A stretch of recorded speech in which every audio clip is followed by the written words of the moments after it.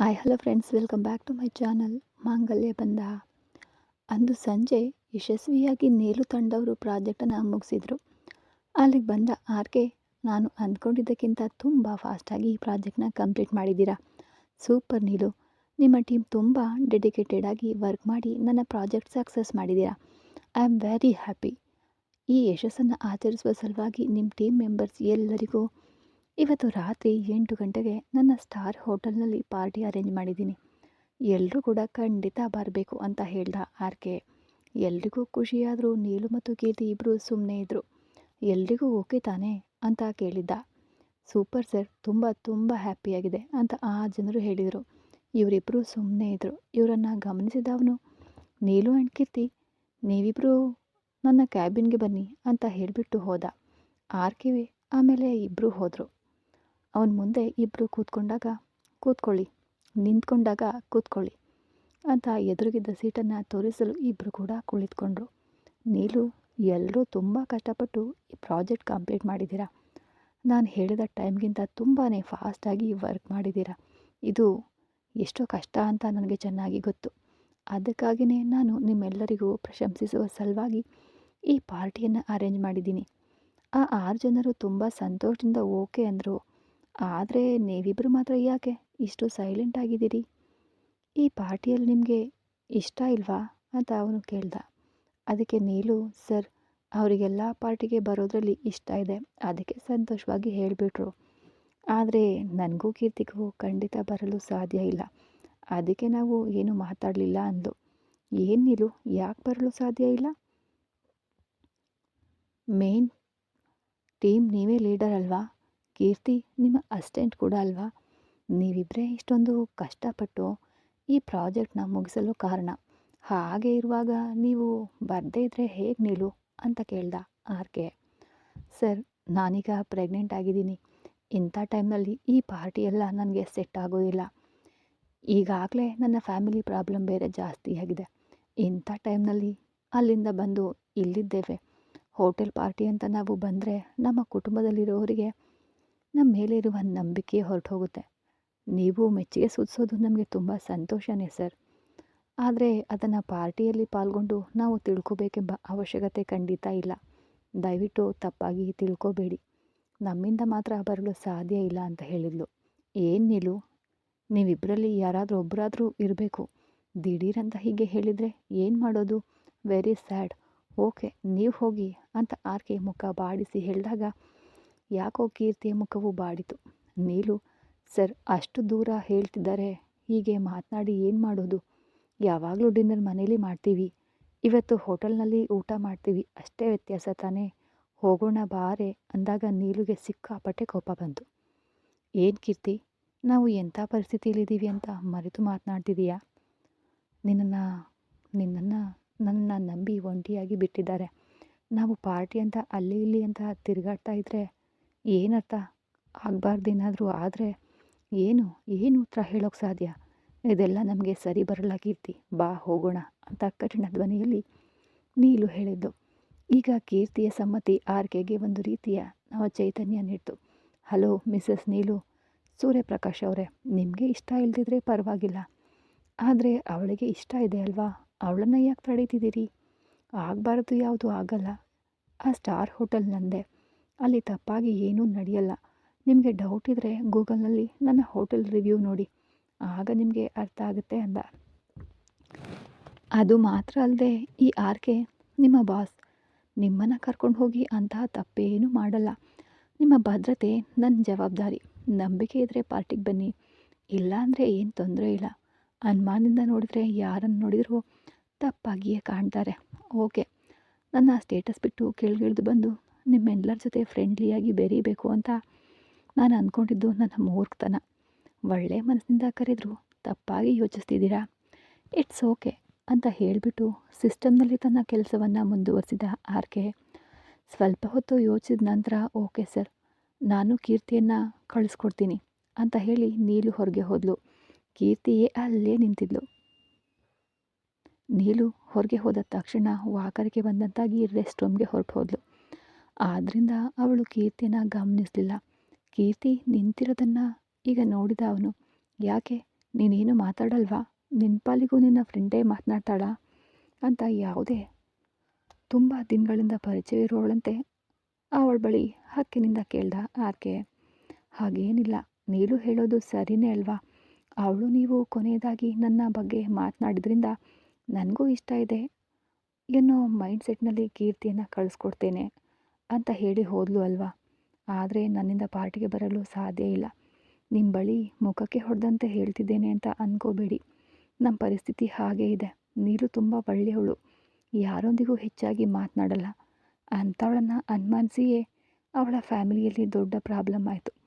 ಪಾಪ ಹೊಟ್ಟೆಯಲ್ಲಿ ಮಗುವನ್ನು ಇಟ್ಕೊಂಡು ಗಂಡನಿಂದ ದೂರವಾಗಿ ಕಷ್ಟಪಡ್ತಾ ಇದ್ದಾಳೆ. ಅಷ್ಟು ಭದ್ರವಾಗಿದ್ದ ಮನೆಯಲ್ಲೇ ಅಷ್ಟು ಕೀಳಾಗಿ ಮಾತನಾಡಿದರು. ಈಗ ನಾವು ಒಂಟಿಯಾಗಿದ್ದೀವಿ. ಈ ಟೈಮ್ನಲ್ಲಿ ಹೋಟೆಲ್ ಪಾರ್ಟಿಗೆ ಬಂದು ಹೋದರೆ ಪರಿಚಯ ಇರುವ ಯಾರೊಬ್ಬರಾದರೂ ನೋಡಿ ಊರಲ್ಲಿ ಹೇಳಿದರೂ ನಮ್ಮನ್ನು ತುಂಬ ಕೀಳಾಗಿ ಅಂದ್ಕೋತಾರೆ. ಎಲ್ಲರೂ ಎಲ್ಲ ಸಮಯದಲ್ಲೂ ಒಂದೇ ತರಹ ಇರ್ತಾರಾ? ಹೇಳಲು ಸಾಧ್ಯ ಇಲ್ಲ. ಆದ್ದರಿಂದ ಪ್ಲೀಸ್ ಸಂಪೂರ್ಣವಾಗಿ ಈ ಪಾರ್ಟಿಯನ್ನು ನೀವು ಕ್ಯಾನ್ಸಲ್ ಮಾಡಿಬಿಡಿ. ಯಾಕಂದರೆ ಇಲ್ಲಿ ಕೆಲಸ ಮಾಡೋರೆಲ್ಲರೂ ಮಿಡಲ್ ಕ್ಲಾಸ್ನವರೇ. ಅಲ್ಲಿಗೆ ಬಂದು ಡ್ರಿಂಕ್ಸ್ ಅದು ಇದು ಅಂತ ಏನಾದರೂ ಆದರೆ ಏನು ಮಾಡಲು ಸಾಧ್ಯ ಅಂತ ಕೀರ್ತಿ ಹೇಳಿದಾಗ ಈಗ ಸಣ್ಣ ಮುಗುಳ್ನಗುವಿನೊಂದಿಗೆ ಅವಳನ್ನು ನೋಡ್ದ ಅವನು. ಓಕೆ ಕೀರ್ತಿ, ನೋ ಪ್ರಾಬ್ಲಮ್ ಅಂತ ಹೇಳಿಬಿಟ್ಟು ಮತ್ತೆ ಕೆಲಸ ಮಾಡಲು ಶುರು ಮಾಡ್ದ. ಬಾಗಿಲ್ವರೆಗೂ ಹೋದವಳು ಮನಸ್ಸು ಕೇಳದೆ ಮತ್ತೆ ಹಿಂತಿರುಗಿ ಬಂದು, ನಾನು ಹೇಳಿದ್ದು ನಿಮ್ಮ ಮನಸ್ಸಿಗೆ ಏನಾದರೂ ಬೇಸರ ತಂದಿದ್ರೆ ಸಾರಿ ಅಂತ ಹೇಳಿದ್ದು. ಆ ಒಂದು ಮಾತಿನಿಂದನೇ ಅವಳ ಮನಸ್ಸಿನಲ್ಲೂ ತಾನು ಮೆಲ್ಲನೆ ಬಿಟ್ಟಿದ್ದೀನಿ ಅನ್ನೋದು ಅವನಿಗೆ ಖಚಿತಪಡಿಸ್ಕೊಂಡು ಅವನು, ಯಾಕೆ ಸಾರಿ ಕೇಳ್ತಿದೀಯ? ನಾನು ಫಾರಿನಲ್ಲೇ ಬೆಳೆದವನು. ಈ ಪಾರ್ಟಿ ಯಾವುದು ನನಗೆ ತಪ್ಪಾಗಿ ಕಾಣಲ್ಲ. ಇನ್ನೂ ಹೇಳಬೇಕಂದ್ರೆ ಇದು ನನ್ನದೇ ಹೋಟೆಲ್. ಅವರು ನಿಮಗೆ ಏನನ್ನು ಬೆರೆಸಿಕೊಟ್ಟು ಏನೂ ಮಾಡಲ್ಲ. ಈ ಆರ್ಕೆಗೆ ಅಂತ ಒಂದು ಮರ್ಯಾದೆ ಇದೆ. ನನ್ನ ಸ್ಟಾಫ್ಗೆ ನಾನು ಭದ್ರತೆ ಕೊಡಬೇಕು. ಅವರನ್ನು ಕರ್ಕೊಂಡು ಹೋಗಿ ಅನಾವಶ್ಯಕವಾಗಿ ನಾನು ಯಾಕೆ ಮಿಸ್ಯೂಸ್ ಮಾಡ್ಕೊಳ್ತೀನಿ? ನೀವಿಬ್ಬರು ನನ್ನನ್ನು ತಪ್ಪಾಗಿ ಅರ್ಥ ಮಾಡ್ಕೊಂಡಿದ್ದೀರಾ ಕೀರ್ತಿ. ಓಕೆ, ಈ ಪಾರ್ಟಿ ಕ್ಯಾನ್ಸಲ್ ಮಾಡೋಣ, ಏನೂ ತೊಂದರೆ ಇಲ್ಲ. ನೀವು ಹೋಗಿ ಕೆಲಸ ನೋಡಿ. ಇನ್ಮೇಲೆ ಕೆಲಸದ ವಿಚಾರ ಬಿಟ್ಟು ಬೇರೆ ಯಾವುದೇ ವಿಷಯಕ್ಕೂ ನಾನಿನ್ನು ನಿಮ್ಮ ಯಾರ ಬಳಿಯೂ ಅನಾವಶ್ಯಕವಾಗಿ ಮಾತಾಡಲ್ಲ ಅಂತ ಹೇಳಿಬಿಟ್ಟು ಕೆಲಸವನ್ನು ಮುಂದುವರಿಸ್ದ. ಅವಳಿಗೆ ಏನೋ ಒಂಥರ ಅನ್ನಿಸ್ತು. ಕ್ಯಾಬಿನ್ಗೆ ಹೋದಳು. ಅವಳ ಮುಖ ಬಾಡಿತ್ತು. ಅದನ್ನು ಗಮನಿಸಿದ ನೀಲು, ಯಾಕೆ ಕೀರ್ತಿ, ಯಾಕೆ ಒಂಥರ ಇದೆಯಾ ಅಂದಾಗ, ಇಲ್ಲ ಸರ್ ಹತ್ರ ಈ ಪಾರ್ಟಿ ಬೇಡ ಅಂತ ಹೇಳಿಬಿಟ್ಟೆ, ಅವರು ಸರಿ ಅಂತ ಹೇಳಿದರು ಅಂದಾಗ ಉಳಿದವರಿಗೆ ನಿರಾಸೆ ಆಯಿತು. ಏನು ಕೀರ್ತಿ, ಯಾಕೆ ಹೀಗೆ ಮಾಡಿದೆ? ಸ್ಟಾರ್ ಹೋಟೆಲ್ನಲ್ಲಿ, ಅದು ಕೂಡ ಸರ್ದೇ ಹೋಟೆಲ್, ಎಷ್ಟು ಬ್ರಹ್ಮಾಂಡವಾಗಿದೆ ಗೊತ್ತಾ? ನಾವೆಲ್ಲ ಹಲವು ಬಾರಿ ಆ ಕಡೆ ಹೋದಾಗ ಆ ಹೋಟೆಲ್ ನೋಡಿ ಬೆರಗಾಗಿದ್ದೀವಿ. ಅಲ್ಲಿ ಹೆಚ್ಚಾಗಿ ಫಾರಿನರ್ಸ್ ಇರ್ತಾರೆ. ತುಂಬ ರಿಚ್ ಆದ ಹೋಟೆಲ್ ಅದು. ಒಳಗೆ ಹೋಗೋದಕ್ಕೆ ಒಂದು ಯೋಗ್ಯತೆ ಇರಬೇಕು. ಆದರೆ ಸರ್ ನಮಗೆ ಅಲ್ಲಿ ಪಾರ್ಟಿ ಕೊಡ್ತೀನಿ ಅಂತ ಹೇಳ್ತಿದ್ದಾರೆ. ಇದನ್ನು ಹೋಗಿ ಹೀಗೆ ಹಾಳು ಮಾಡಿದ್ರಲ್ಲ, ಛೇ ಅಂತ ತಲಾ ಒಬ್ಬೊಬ್ಬರು ಒಂದೊಂದು ಮಾತನಾಡಿದಾಗ ನೀಲು ಮತ್ತು ಕೀರ್ತಿಗೂ ಬೇಸರ ಆಯಿತು. ಆಗ ನೀಲು, ಇಲ್ಲಿ ನೋಡು ಕೀರ್ತಿ, ನಮಗೆ ಇಂಟ್ರೆಸ್ಟ್ ಇಲ್ದಿದ್ರೆ ನಾವು ಹೋಗದೇ ಇರಬಹುದು. ಯಾಕಾಗಿ ಪಾರ್ಟಿ ಕ್ಯಾನ್ಸಲ್ ಮಾಡಲು ಹೇಳಿದೆ? ನೀನು ಹೋಗಿ ಅವರಿಗೆ ಅರೇಂಜ್ ಮಾಡಲು ಹೇಳು ಅಂದಾಗ, ನೀಲು ನೀನು ಬರ್ತೀಯಾ ಅಂತ ಸಂತೋಷದಿಂದ ಕೇಳಿದ್ಲು ಕೀರ್ತಿ. ನನಗೆ ಸ್ವಲ್ಪ ಟಯರ್ಡ್ ಆಗಿದೆ, ನನ್ನಿಂದ ಬರಲು ಸಾಧ್ಯ ಇಲ್ಲ. ನೀನು ಬೇಕಾದರೆ ಇವ್ರ ಜೊತೆ ಹೋಗಿ ಜಾಯ್ನ್ ಆಗು ಅಂತ ನೀಲು ಹೇಳಿದ್ಲು. ಈಗ ಕೀರ್ತಿ ಸರಿನೇ ಅಂತ ಹೇಳಿ ಹೊರಗೆ ಹೋದವಳು 2 ಬಾರಿ ಹಾರಿ ಕುಣಿದು ಕೈ ಬೀಸಿ ತಿರುಗ್ತಾ ಇದ್ದಾಗ CCTV ವಾಚ್ ಮಾಡ್ತಾ ಇದ್ದವನು ಅವಳ ಮುಖಭಾವವನ್ನು ಇಟ್ಕೊಂಡು ಅವಳ ಮನಸ್ಸನ್ನು ಅರ್ಥ ಮಾಡ್ಕೊಂಡ. ನಮ್ಮ ಪಾರ್ಟಿ ಇವತ್ತು ಪಾರ್ಟಿಗೆ ಬರ್ತಿದೆ, ಎಂಜಾಯ್ ಯಾರ್ಗೆ ಅಂತ ಯೋಚಿಸ್ತಿರುವಾಗಲೇ ಕೋಣೆಯೊಳಗೆ ಪ್ರವೇಶಿಸಿದವಳು, ಸರಿ ನಾವು ಏನೋ ಟೆನ್ಷನ್ನಲ್ಲಿ ಮಾತನಾಡಿಬಿಟ್ಟೆ, ಪಾರ್ಟಿಯೆಲ್ಲ ಕ್ಯಾನ್ಸಲ್ ಮಾಡೋದು ಬೇಡ, ನೀಲು ಮಾತ್ರ ಬರಲ್ಲ, ನಾನು ಇವ್ರ ಜೊತೆ ಬಂದು ಜಾಯ್ನ್ ಆಗ್ತೀನಿ ಅಂತ ಹೇಳಿದ್ಲು. ಓಕೆ ಅಂದನು ಆರ್ಕೆ. ಅಂದು ಸಂಜೆ ಕೆಲಸ ಮುಗಿತು. ಗೇಟ್ ಬಿಟ್ಟು ಹೊರಗೆ ಹೋಗುವಾಗ ಇಬ್ಬರು ಪೊಲೀಸರು ಬೈಕ್ನಲ್ಲಿ ಕಾಯ್ತಾ ಇದ್ರು. ಅದನ್ನು ನೋಡಿದವರಿಗೆ ಒಂಥರ ಅನ್ನಿಸ್ತು. ಅದನ್ನು ಕಂಡುಕೊಳ್ಳದ ಸ್ಕೂಟಿ ತೆಗೆದ್ಲು. ನೀಲು, ನಾನು ಸ್ಕೂಟಿ ಓಡಿಸ್ತೀನಿ, ನೀನು ಹಿಂದೆ ಕೂತ್ಕೋ ಅಂದ್ಲು ಕೀರ್ತಿ. ಯಾಕೆ ಅಂತ ನೀಲು ಕೇಳಿದಾಗ, ನಿನಗೆ ಪ್ರೆಗ್ನೆನ್ಸಿ ಟೈಮ್ ಕಣೆ, ನೀನು ತುಂಬ ಟಯರ್ಡ್ ಆಗಿದೆ ಅಂತ ಆಗಲೇ ಹೇಳಿದೆ ಅಲ್ವಾ, ನಿನಗೆ ತಲೆ ಸುತ್ತ ಬಂದರೆ ಏನು ಮಾಡೋದು, ಅದಕ್ಕೆ ನೀನು ತುಂಬ ಸ್ಟ್ರೆಸ್ ಮಾಡ್ಕೊಳ್ಳೋದು ಬೇಡ ಅಂತ ಹೇಳಿಬಿಟ್ಟು ಕೀರ್ತಿ ಸ್ಕೂಟಿಯನ್ನು ಸ್ಟಾರ್ಟ್ ಮಾಡಿದ್ಲು. ನೀಲು ಅವಳ ಹಿಂದೆ ಕೂತ್ಕೊಂಡು ಸ್ವಲ್ಪ ದೂರ ಹೋದಳು. ಪೊಲೀಸರು ಹಿಂಬಾಲಿಸಿ ಬರುತ್ತಿರೋದನ್ನು ಗಮನಿಸಿದವಳಿಗೆ ಈಗ ಕಿರಿಕಿರಿ ಆಯಿತು. ಕೀರ್ತಿ, ಸ್ಕೂಟಿ ಸೈಡ್ಗೆ ನಿಲ್ಲಿಸು ಅಂದ್ಲು ನೀಲು. ಕೀರ್ತಿ ಸ್ಕೂಟಿಯನ್ನು ನಿಲ್ಲಿಸಿದ ತಕ್ಷಣ ಪೊಲೀಸರು ಸ್ವಲ್ಪ ದೂರದಲ್ಲಿ ಗಾಡಿಯನ್ನು ನಿಲ್ಲಿಸಿದರು. ಇರು ಬರ್ತೀನಿ ಅಂತ ಹೇಳಿಬಿಟ್ಟು ಅವರ ಬಳಿಗೆ ಹೋದವಳು ಅವಳನ್ನು ನೋಡಿದ ಇಬ್ಬರು ತಮ್ಮ ದೃಷ್ಟಿಯನ್ನು ತಿರುಗಿಸಿ ಬೇರೆ ಯಾವುದೋ ವಿಚಾರಣೆಗೆ ಬಂದವರಂತೆ ನಾಟಕ ಮಾಡ್ತಿದ್ರು. ಸರ್, ಯಾಕಾಗಿ ಅನಾವಶ್ಯಕವಾಗಿ ನಮ್ಮ ಹಿಂದೆ ಬರ್ತಾ ಇದ್ದೀರಾ ಅಂತ ನೀಲು ಕೇಳಿದ್ದು. ನಾವು ಒಂದು ವಿಚಾರಣೆಗಾಗಿ ಬಂದೆವು ಅಂದಾಗ ಹೊರಗಿದ್ದೀರಿ. ನಾವು ಬಂದ ತಕ್ಷಣ ನಮ್ಮನ್ನು ಫಾಲೋ ಮಾಡಿದ್ರಿ. ಈಗ ಸ್ಟಾಪ್ ಮಾಡಿದ ತಕ್ಷಣ ನೀವು ಕೂಡ ಸ್ಟಾಪ್ ಮಾಡಿದ್ರಿ. ಯಾಕೆ ಅನಾವಶ್ಯಕವಾಗಿ ನಮ್ಮನ್ನು ಫಾಲೋ ಮಾಡ್ತಾ ಇದ್ದೀರಾ ಅಂತ ಕೇಳಿದ್ಲು. ಮೇಡಮ್, ಅದು ಬಂದು ನಾವು ಒಂದು ಕೇಸ್ ವಿಷಯವಾಗಿ ಬಂದವು, ಬೇರೆ ರೀತಿ ನಿಮ್ಮನ್ನು ಫಾಲೋ ಮಾಡಿಲ್ಲ ಅಂತ ಒಬ್ಬ ನಿಭಾಯಿಸಲು ನೋಡ್ದ. ಆಗ ಒಬ್ಬನಿಗೆ ಫೋನ್ ಬಂತು. ವೇಗವಾಗಿ ಆ ಫೋನನ್ನು ನೋಡಿದವಳು ನೀಲು DCP ಕಾಲಿಂಗ್ ಅಂತ ಬಂತು. ವೇಗವಾಗಿ ಆ ಮೊಬೈಲನ್ನು ಕಸಿದ್ಕೊಂಡು ಅಟೆಂಡ್ ಮಾಡಿ ಕಿವಿಗೆ ಇಟ್ಕೊಂಡ್ಲು ನೀಲು. ಮೋಹನ್, ನೀಲು ಅಪಾರ್ಟ್ಮೆಂಟ್ಗೆ ಹೋದ್ಮೇಲೆ ನೀವು ಸ್ಟೇಷನ್ಗೆ ಬಂದರೆ ಸಾಕು, ಅಲ್ಲಿವರೆಗೆ ಸ್ವಲ್ಪ ಕೇರ್ಫುಲ್ಲಾಗಿ ನೋಡ್ಕೊಳ್ಳಿ ಎಂದ. ನಾನು ಅಪಾರ್ಟ್ಮೆಂಟ್ಗೆ ಹೋಗೋವರೆಗೂ ನಿಮ್ಮ ಪೊಲೀಸರು ಯಾಕೆ ನನ್ನನ್ನು ಫಾಲೋ ಮಾಡಬೇಕು? DCP ಸರ್, ನೀವು ತುಂಬ ಓವರಾಗಿ ಆಡ್ತಾ ಇದ್ದೀರಾ. ಇದೆಲ್ಲ ಒಳ್ಳೆಯದಕ್ಕಂತೂ ಅಲ್ಲ ಅಂತ ಕೋಪದಿಂದ ನೀಲು ಅವಳ ಧ್ವನಿಯಲ್ಲಿ ಕೇಳಿದವನಿಗೆ ಏನೋ ಉತ್ತರ ಹೇಳಬೇಕು ಅಂತ ತಿಳಿಯದೆ ಸೂರ್ಯ ಸುಮ್ಮನೆ ಇದ್ದ. ಹೀಗೆ ಸುಮ್ಮನಿದ್ರೆ ಏನರ್ಥ? ಯಾಕೆ ಸುಮ್ಮನೆ ನನ್ನನ್ನು ಫಾಲೋ ಮಾಡಿಸ್ತಿದ್ದೀರಾ? ಯಾಕೆ ನನ್ನ ಮೇಲೆ ಅನುಮಾನನ? ಇವಳು ನಮ್ಮನ್ನು ಬೇಡ ಅಂತ ಹೇಳಿ ಬೇರೆ ಏನಾದರೂ ಮಾಡ್ತಿದ್ದಾಳೆ ಅಂತ ಅಂದ್ಕೋತಿದ್ದೀರಾ? ಅಂದೊಡನೆ ಅವನಿಗೆ ಪ್ರಾಣವೇ ಹೋದಷ್ಟು ನೋವಾಯಿತು. ಕೋಪ ತಡೆಯಲು ಆಗಲಿಲ್ಲ. ಇಲ್ಲಿ ನೋಡಿ ನೀಲು, ನಿನ್ನನ್ನು ಫಾಲೋ ಮಾಡಲು ಹೇಳಿದ್ದು ನಿನ್ನ ಮೇಲಿನ ಪ್ರೀತಿಯಿಂದ. ನಿನಗೆ ಗೊತ್ತಿಲ್ಲ ನಾನು ನಿನ್ನ ಮೇಲೆ ಎಷ್ಟು ಪ್ರೀತಿ ಇಟ್ಟಿರುವೆ ಅಂತ. ಅದನ್ನು ಒಂದಿನ ಅರ್ಥ ಮಾಡ್ಕೊಳ್ತೀಯ. ಅಲ್ಲಿವರೆಗೆ ನೀನು ನನ್ನ ಹತ್ರ ಮಾತನಾಡದೇ ಇದ್ದರೂ ಪರವಾಗಿಲ್ಲ. ಆದರೆ ನಿನಗೆ ರಕ್ಷಣೆ ಕೊಡಬೇಕಾಗಿದ್ದು ನನ್ನ ಜವಾಬ್ದಾರಿ. ಅವರು ಫಾಲೋ ಮಾಡೋದ್ರಿಂದ ನಿನಗೇನು ಸಮಸ್ಯೆ? ನಿನ್ನ ರಕ್ಷಣೆಗಾಗಿ ತಾನೇ ನಾನು ಅವರನ್ನು ಫಾಲೋ ಮಾಡಲು ಹೇಳಿದ್ದು ಅಂದಾಗ, ಹಾಗೆ ನನಗೇನು ರಕ್ಷಣೆ ಇಲ್ಲದೆ ಹೋಗಿದೆ, ನನಗೇನು ಅಪಾಯ ಬರಲಿದೆ?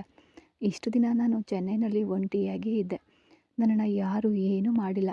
ಸುಮ್ಮನೆ ನಿಮ್ಮ ಪವರ್ ಮಿಸ್ಯೂಸ್ ಮಾಡಬೇಡಿ. ನನಗೆ ನಿಮ್ಮನ್ನು ನೆನೆಸ್ಕೊಂಡೇ ಅಸಹ್ಯ ಆಗ್ತಿದೆ. ಇದ್ರ ಮೇಲೆ ಯಾರಾದರೂ ನನ್ನನ್ನು ಫಾಲೋ ಮಾಡಿದರೆ ಆಮೇಲೆ ನಾನು ಮನುಷ್ಯಳಾಗಿರೋದಿಲ್ಲ ಅಂತ ಕೋಪದಿಂದ ಅವಳು ಮಾತನಾಡಿದ ಕೂಡಲೇ, ಕೋಪದಲ್ಲಿ ಬುದ್ಧಿ ಇಲ್ಲದೆ ಮಾತನಾಡಬೇಡ ನೀಲು. ನಿನಗೆ ಯಾವುದೇ ಅಪಾಯ ಬರದೇ ಇದ್ದರೆ ಒಳ್ಳೆಯದೇ.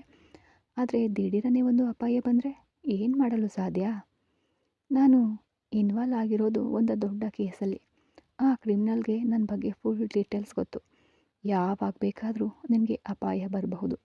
ಇವತ್ತಲ್ಲ, ನೀನು ಯಾವತ್ತು ಚೆನ್ನೈನಲ್ಲಿ ಕಾಲಿಟ್ಟಿಯೋ ಆವತ್ತಿನಿಂದಲೇ ಮಫ್ತಿಯಲ್ಲಿ ನನ್ನ ಡಿಪಾರ್ಟ್ಮೆಂಟ್ ಫ್ರೆಂಡ್ಸ್ ನಿನ್ನನ್ನು ಫಾಲೋ ಮಾಡ್ತಾನೇ ಇದ್ದಾರೆ. ನೀಲು, ಅರ್ಥ ಆಯ್ತಾ ಅಂದ. ನಿನಗೆ ನಾನು ಇಷ್ಟ ಇಲ್ಲದಿದ್ದರೆ ಸಮಸ್ಯೆ ಇಲ್ಲ.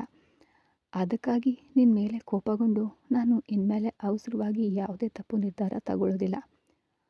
ಒಂದು ಬಾರಿ ನಾನು ಮಾಡಿದ ತಪ್ಪು ಸಾಕು. ನೀನು ನನ್ನ ಪ್ರಾಣ.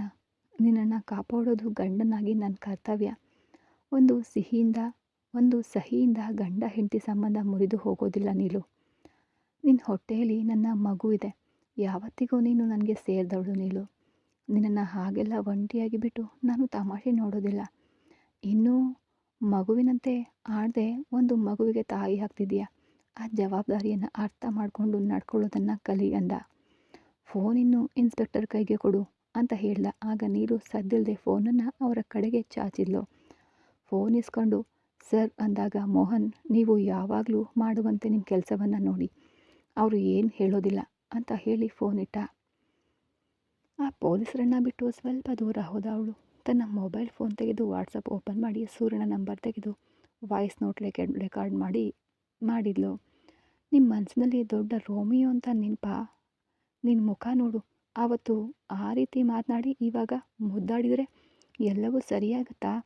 ಹಾಗಾದರೆ ಅವತ್ತು ಆ ರೋಹಿಣಿ ಹತ್ರ ಮುದ್ದಾಡಿದ್ದು ಸುಳ್ಳ? ನಿನ್ನ ಬಗ್ಗೆ ನನಗೆ ಗೊತ್ತು ಕಣೋ. ಆ ರೋಹಿಣಿ ಹತ್ರ ಚೆನ್ನಾಗಿ ಮುದ್ದಾಡಿ ಈಗ ಅವಳು ಕ್ರಿಮಿನಲ್ ಅಂತ ಗೊತ್ತಾದ ಕೂಡಲೇ ಅರೆಸ್ಟ್ ಮಾಡಿ ಮತ್ತೆ ನನ್ನ ಹತ್ರ ಬಂದು ಅಂಟಿಕೊಳ್ಳಲು ನೋಡ್ತಿದೀಯಾ?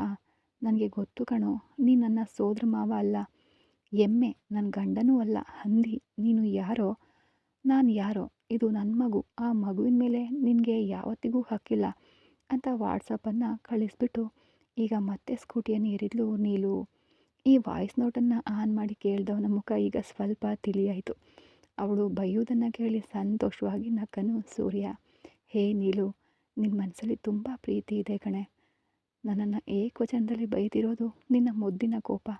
ಅದನ್ನು ಅರ್ಥ ಮಾಡಿಕೊಳ್ಳಲಾಗದ ಮೂರ್ಖನಲ್ಲ ನಾನು, ನಿನ್ನ ಗಂಡ. ನೀನು ಬೇಕಾದರೆ ನೋಡು, ಶೀಘ್ರದಲ್ಲೇ ನಿನ್ನ ಕೋಪ ಸರಿಯಾಗುತ್ತೆ. ಅದು ಮಾತ್ರ ಅಲ್ಲ, ಇವತ್ತು ನಿನಗೊಂದು ಸರ್ಪ್ರೈಸ್ ಇಟ್ಟಿದ್ದೀನಿ. ಐ ಲವ್ ಯು ನೀಲು ಅಂತ ಈಗ ತನ್ನ ಮೊಬೈಲ್ನಲ್ಲಿದ್ದ ಅವಳ ಫೋಟೋಗೆ ಮುತ್ತು ಕೊಟ್ಟು ಫೋನ್ ಇಟ್ಟನು ಸೂರ್ಯ. ಕೀರ್ತಿ ನೀಲು ಇಬ್ಬರು ತಮ್ಮ ಫ್ಲಾಟ್ಗೆ ಹೋದರು. ಆಮೇಲೆ ಪೊಲೀಸರು ಅಲ್ಲಿಂದ ಹಿಂತಿರುಗಿದ್ರು. ಸ್ವಲ್ಪ ಹೊತ್ತಿನಲ್ಲಿ ಪಾರ್ಟಿಗೆ ಹೋಗಲು ತಯಾರಾದಳು ಕೀರ್ತಿ. ಆಗ ನೀಲು, ಕೀರ್ತಿ, ನಾನು ಹೇಳ್ತೇನೆ ಅಂತ ತಪ್ಪಾಗಿ ಭಾವಿಸಬೇಡ. ನೀನು ಈ ಪಾರ್ಟಿಗೆ ಹೋಗೋದು ಸರಿ ಅನಿಸುತ್ತಾ ಅಂತ ನೀಲು ಕೇಳಿದ್ಲು. ಯಾಕೆ ನೀಲು ಹಾಗೆ ಕೇಳ್ತಿದೀಯಾ ಅಂತ ಅವಳು ಕೇಳಿದಾಗ, ಅಲ್ಲಿಗೆ ಹೋಗಬೇಕಾದ ಅವಶ್ಯಕತೆ ಏನಿದೆ? ನನಗೇನೋ ಮನಸ್ಸಿಗೆ ಒಂಥರ ಅನ್ನಿಸ್ತಿದೆ, ಅದಕ್ಕೆ ಹೇಳ್ತಿದ್ದೇನೆ ಅಂತ ನೀಲು ಹೇಳಿದ್ಲು. ಇಲ್ಲಿ ನೋಡಿ ನೀಲು, ನೀನು ಅಂದ್ಕೊಂಡ ಹಾಗೆ ಆರ್ಕೆ ತಪ್ಪು ವ್ಯಕ್ತಿ ಏನಲ್ಲ. ನಮ್ಮ ಕೆಲಸವನ್ನು ಮೆಚ್ಚಿ ತಾನೇ ಪಾರ್ಟಿ ಅರೇಂಜ್ ಮಾಡಿದ್ದಾರೆ. ಇದರಲ್ಲಿ ಏನಿದೆ? ಈಗ ನಾನು ಹೋಗದೇ ಇದ್ದರೆ ಅವರನ್ನು ತುಂಬ ಚೀಪಾಗಿ ಅಂದ್ಕೊಂಡು ಹಾಗಾಗುತ್ತೆ. ಈಗಾಗಲೇ ತುಂಬ ಫೀಲ್ ಆಗಿದ್ದಾರೆ.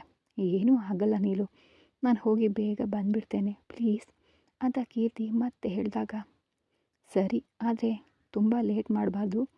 ಅಲ್ಲಿ ಯಾರಾದರೂ ಕೂಲ್ ಡ್ರಿಂಕ್ ಕೊಟ್ಟರೆ ಇಸ್ಕೊಂಡು ಕುಡಿಯಬೇಡ. ಎಷ್ಟೋ ಸಿನಿಮಾಗಳಲ್ಲಿ, ಸೀರೀಸ್ಗಳಲ್ಲಿ ನಾವು ನೋಡಿದ್ದೀವಿ ಅಲ್ವಾ, ಏನಾದರೂ ತಪ್ಪಾದರೆ ಆಮೇಲೆ ಹುಡುಗಿಯರು ತಲೆ ಎತ್ತಿ ನಡೆಯಲು ಸಾಧ್ಯ ಇಲ್ಲ. ಜೀವನವೇ ನರಕವಾಗಿ ಬಿಡುತ್ತೆ. ಸ್ವಲ್ಪ ಕೇರ್ಫುಲ್ ಆಗಿರು.